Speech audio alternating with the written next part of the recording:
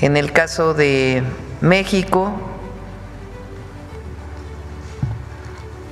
pues no hay aranceles adicionales. Claudia Sheinbaum, la presidenta mexicana, acaba de vencer a uno de los líderes más intimidantes del mundo, Donald Trump. Mientras otros países están vueltos locos por los aranceles impuestos por el presidente Donald Trump en el Día de la Liberación, México logró algo que ni Europa ni China lograron evitar: aranceles recíprocos. Pero ¿cómo lo logró Claudia Sheinbaum? ¿Qué dice esto del poder de negociación de la actual presidenta de México? Hoy te explico las 3 claves para entender cómo México logró vencer al presidente Donald Trump. El Día de la Liberación, 2 de abril, quedará en la historia como uno de los días más recordados en todo el escenario geopolítico. El presidente Donald Trump llegó con una narrativa agresiva sobre comercio internacional, amenazas de aranceles del 20, del 25% para todo el mundo. Algunos países como China y la Unión Europea fueron de los más afectados, pero México no está en esa lista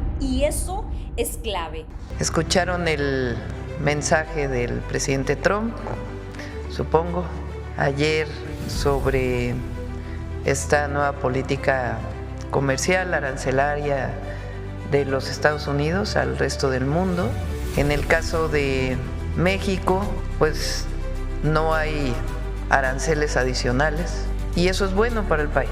El día de la toma de protesta, el presidente Donald Trump lanzó fuertes declaraciones en contra de México.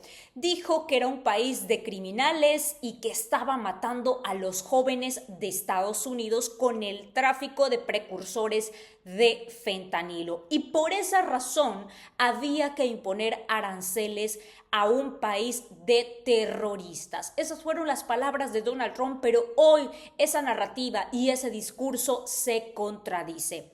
El mismo presidente Donald Trump sabe que la balanza comercial entre México y Estados Unidos es tan fuerte y crítica que no pudo imponer aranceles a México. Y veamos las 3 claves que lograron que Claudia Sheinbaum sea en este momento la gran triunfadora y que México sea el país que mejor ha negociado con el presidente Donald Trump. Número 1, la cabeza fría de Claudia Sheinbaum. Es importante siempre tener la cabeza fría. Esta frase de Claudia Sheinbaum se hizo popular en redes sociales, pues desde el 20 de enero el presidente Donald Trump lanzó la primera amenaza: 25% de aranceles a México y Canadá, socios estratégicos y con quien Estados Unidos mantiene acuerdos comerciales desde hace más de 80 años. Pero esto no importó y el presidente Donald Trump lanzó el primer ataque. La reacción de Claudia Sheinbaum fue de calma, de mantener la cabeza fría, analizó el contexto y respondió con mesura. Un ejemplo claro de liderazgo con inteligencia emocional aplicada en la política internacional. Cuando el presidente Donald Trump grita, muchos líderes internacionales se espantan o se alteran, pero Claudia Sheinbaum logró mantener la cabeza bien puesta. Esa es la clave número 1 de este triunfo de México ante los aranceles recíprocos del presidente Donald Trump.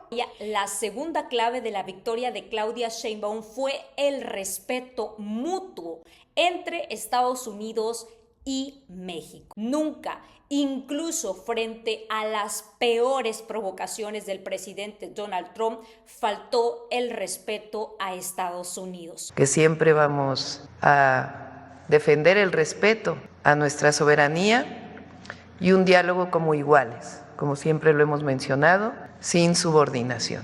Trump ha calificado a México de país de terroristas y corrupto. Otra de las provocaciones de Donald Trump fue cambiar el nombre de Golfo de México a Golfo de América. El caso Google llegó a tal nivel que Claudia Sheinbaum decidió irse por la vía legal evitando cualquier confrontación con el presidente de Estados Unidos. Pretendía con ellas ofender a México, faltar el respeto al país, pero lo único que logró fue que Claudia Sheinbaum se mantuviera en una sola línea, manteniendo una postura de dignidad y firmeza sin caer en el juego provocador de Donald Trump. Si te interesa saber más sobre esta demanda, hay un video en el que te explico lo que pasó entre Google, Claudia Sheinbaum y el presidente Donald Trump.